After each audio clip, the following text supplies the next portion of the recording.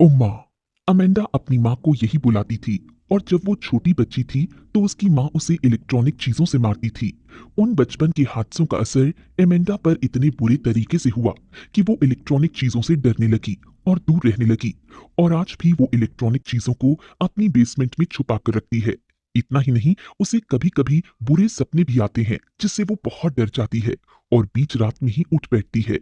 Amanda के साथ उसकी बेटी रहती है जिसका नाम क्रिस है। दोनों मिलकर मधुमक्खियों का शहद बनाते हैं और उसे बेचकर अपना गुजारा करते हैं। कोई भी इलेक्ट्रॉनिक आइटम यूज नहीं करने की वजह से ये दोनों बिल्कुल पुराने जमाने के लोगों की तरह रहा करते हैं।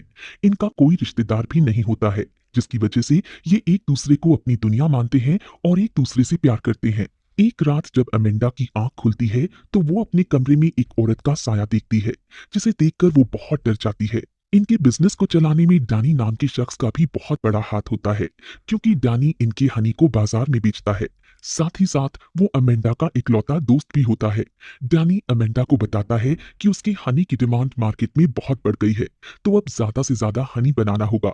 ये सुनकर वो बहुत खुश होते हैं और ज्यादा हनी बनाने की तैयारी करने लगते हैं। क्रिस भी अपनी साइकिल लेकर सामान लेने के लिए निकलती है कि रास्ते में उसे लाल गाड़ी में एक आदमी मिलता है। वो आदमी रोड पर अपनी गाड़ी रोककर उससे कोरियन भाषा में कुछ पूछता है। क्रिस को कोरियन भाषा नहीं आती है, इसलिए वो उस आदमी की कोई भी बात नहीं समझ पाती।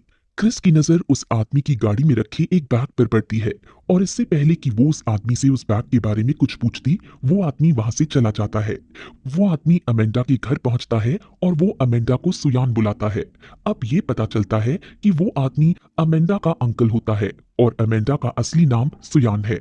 उसने नए शहर में आने के बाद अपना नाम बदलकर अमेंडा रख लिया था। अमेंडा अपने अंकल को देखकर बिल्कुल भी खुश नहीं होती और उसकी कार को देखकर उस पर चिल्लाने लगती है। फिर वो सारे इलेक्ट्रॉनिक डिवाइस को अपनी कार में ही छोड़कर अंदर आने को कहती है। अमेंडा के अंकल अंदर आने के बाद उससे पूछते हैं कि वो घर छोड़कर क्यों चली गई थी। साथ ही वो उसे बताते हैं कि उसकी मां मरते वक्त अपनी बेटी से मिलना चाहती थी।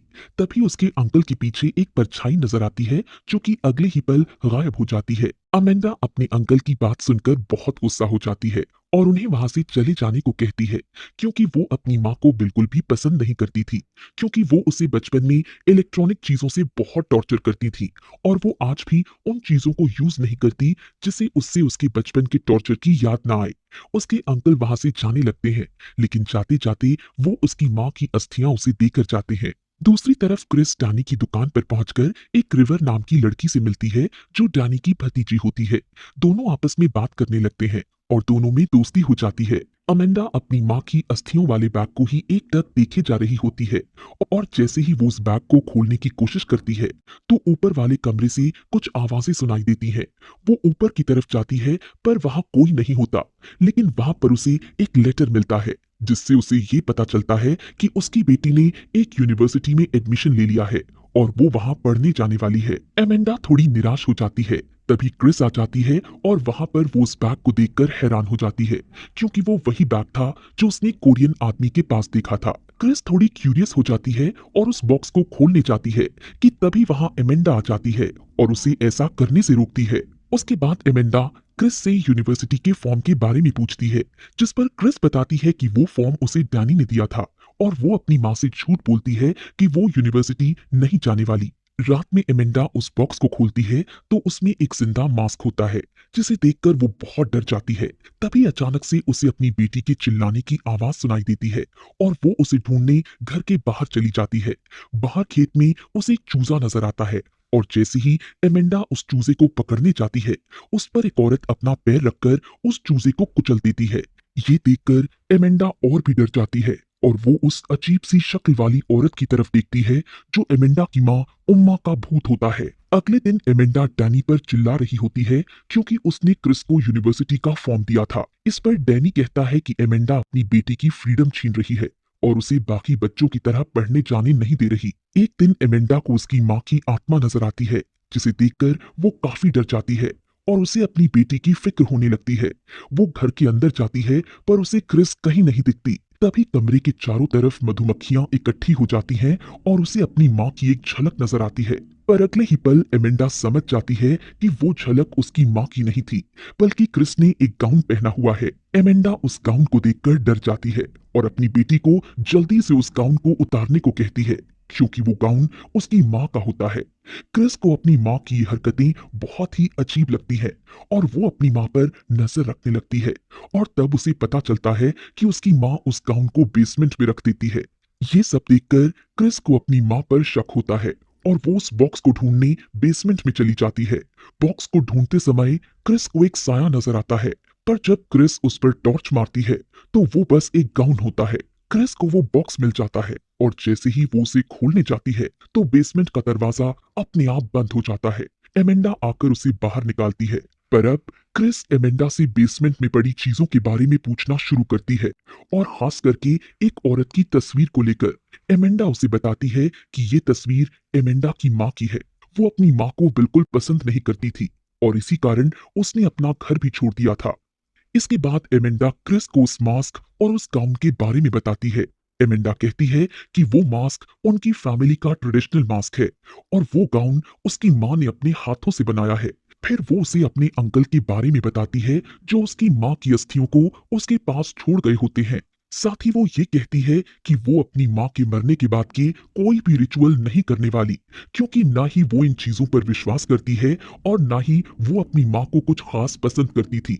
ये सब सुनकर क्रिस अपनी माँ से बहुत नाराज हो जाती है, क्योंकि उसे विश्वास नहीं होता कि उसकी माँ ने इतनी बड़ी बात उससे आज तक छुपाए रखी थी। क्रिस का मूड अच्छा करने के लिए एमेंडा डैनी और रिवर को खाने पे बुलाती है और सब एक गेम खेलने लगते हैं, जिससे दोनों रिवर और क्रिस जल्दी ही बोर हो जाते हैं। क्रिस रिवर को अपने रूम में ले आती है, जहां रिवर उसे कोई भी इलेक्ट्रॉनिक चीजें न यूज करने का कारण पूछती है, तो क्रिस उसे बताती है कि उसकी माँ को इलेक्ट्रिक चीजों से एलर्जी है। तभी रिवर के फोन पर एक कॉल आता है। रिवर कहती है कि ये सच नहीं है, क्योंकि अगर उसकी माँ को एलर्जी होती तो उसकी माँ की अब तक मौत हो चुकी होती। ये सुनकर क्रिस को लगता है कि आज तक उसकी माँ ने उससे ये बात भी झूठ बोली है।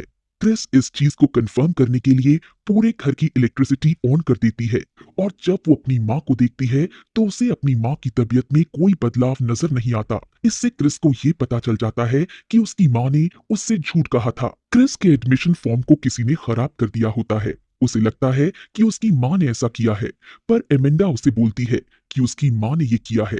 ये सुनकर क्रिस को अपनी माँ पर बिल्कुल भी यकीन नहीं होता और वो अपनी माँ को पागल कहने लगती है। गुस्से में आकर एमेंडा क्रिस को थप्पड़ लगा देती है और इसके बाद क्रिस भी अपनी माँ को चांटा लगा देती है और वो वहां से गुस्से में चली जाती है।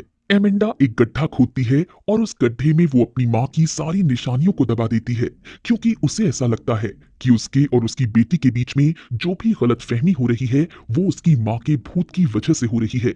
और जैसे ही वो उन चीजों को वहां दबाकर वहां से जाने लगती है तो उस गड्ढे से एक रिबन निकलता है और एमेंडा के पाँव में बंध जाता है और उसे भी उस गड्ढे के अंदर खींचने लगता है।